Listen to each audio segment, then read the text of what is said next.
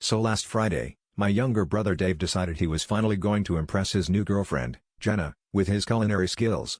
Now, Dave is the kind of guy who thinks microwaving ramen counts as fine dining, but he was determined. He texted the family group chat for advice, which was the first red flag, and then declared he'd be making authentic Italian spaghetti.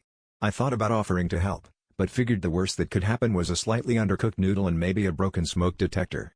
Boy, was I wrong. The next day, I got a call from Dave in full panic mode. I could barely make out what he was saying between the frantic whispers and the sound of Jenna politely coughing in the background. Apparently, he'd run out of water halfway through boiling the pasta and, in a moment of pure Dave brilliance, grabbed the nearest large bottle of liquid he could find, a bright, neon orange Gatorade. He said, "It's technically water, right?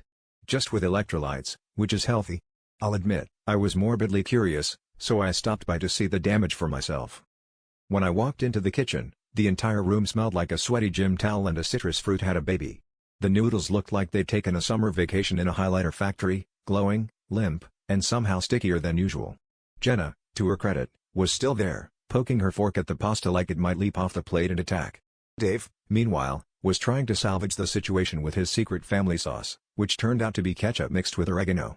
He kept saying things like, "It's fusion cuisine," while Jenna nodded and quietly texted someone under the table, probably her therapist. Needless to say, the date didn't end with a kiss, unless you count Jenna's peck on her car keys as she bolted out the door. Dave's confidence was as drained as his Gatorade bottle, and he's sworn off both cooking and dating for the foreseeable future.